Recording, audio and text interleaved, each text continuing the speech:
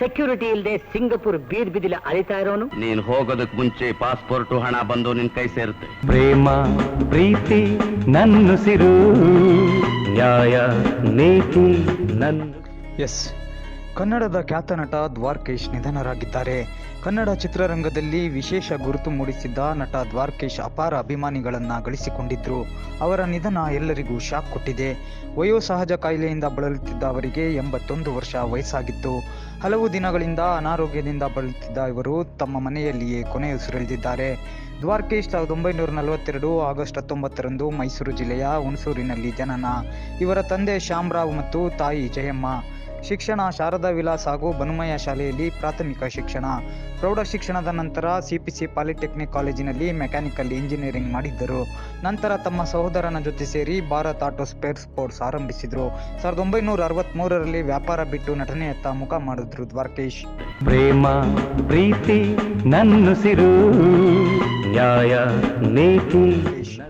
1964ರಲ್ಲಿ ವೀರ ಸಂಕಲ್ಪ ಎಂಬ ಸಿನಿಮಾ ಮೂಲಕ ಕನ್ನಡ ಚಿತ್ರರಂಗಕ್ಕೆ ಎಂಟ್ರಿ. ಮೇಯರ್ ಮುತ್ತಣ್ಣ ಸಿನಿಮಾವನ್ನ ಸ್ವತಂತ್ರವಾಗಿ ನಿರ್ಮಿಸಿದ್ರು. 200ಕ್ಕೂ ಹೆಚ್ಚು ಚಿತ್ರಗಳಲ್ಲಿ ನಟಿಸಿ 53 ಸಿನಿಮಾಗಳನ್ನು ನಿರ್ಮಿಸಿದ ಖ್ಯಾತಿ ದ್ವಾರಕೀಶ್ ಅವರಿಗೆ ಸಲ್ಲುತ್ತೆ. ದ್ವಾರಕೀಶ್ ಅವರು ಹಲವಾರು ಹಿಟ್ ಸಿನಿಮಾಗಳನ್ನು ಕೊಟ್ಟಿದ್ದಾರೆ.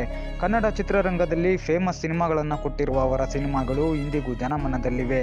ಮಮತೆಯ Bandhana, mayor Muthanna, Kulla agent 000, cowboy Kulla, Bhagyavantaru, Kittu Puttu, ಸಿಂಗಾಪುರದಲ್ಲಿ ರಾಜ ಕುಳ್ಳ, ಪ್ರೀತಿ ಮಾಡು ತಮಾಷೆ ನೋಡು, ಕಳ್ಳ ಕುಳ್ಳಿ, ಮಂಕುತಿಮ್ಮ, ಗುರು ಶಿಷ್ಯರು, ಮನೆ ಮನೆ ಕತೆ, ಪೆದ್ದ ಗೆದ್ದ, ಅದೃಷ್ಟವಂತ, ನ್ಯಾಯ ಎಲ್ಲಿದೆ, ಗೆದ್ದ ಮಗ, ಆನಂದ್, ಭೈರವಿ, ಅದುತಾವರಿಸು, ಪ್ರಚಂಡ ಕುಳ್ಳ, ಪೊಲೀಸ್ ಪಾಪಣ್ಣ, ಇಂದಿನ ರಾಮಾಯಣ, ಗಂಗ್ವಾದಂತಹ ಸಿನಿಮಾಗಳನ್ನು ಕೂಡ ಮಾಡಿದ್ದಾರೆ.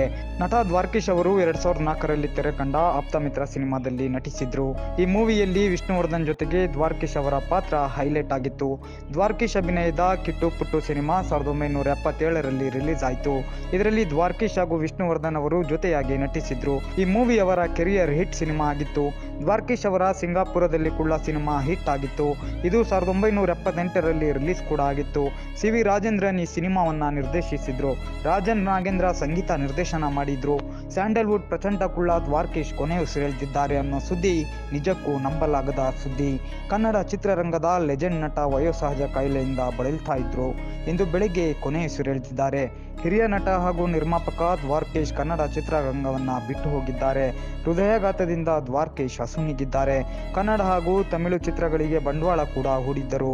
ಕರ್ನಾಟಕದ ಕುಳ್ಳ ದ್ವಾರಕೀಶ್. ಕನ್ನಡ ಚಿತ್ರರಂಗಕ್ಕೆ ಅಪಾರ ಸೇವೆ ಸಲ್ಲಿಸಿದ ದ್ವಾರಕೀಶ್ನ ಕಳೆದುಕೊಂಡು ಕನ್ನಡ ಚಿತ್ರರಂಗ ಬಡವಾಗಿದೆ. ಮೊನ್ನೆಯಷ್ಟೇ ಮತ್ತೊಬ್ಬ ನಿರ್ಮಾಪಕ ಸೌಂದರ್ಯ ಜಗದೀಶ್ ಸೂಸೈಡ್ ಮಾಡಿಕೊಂಡಿದ್ರು.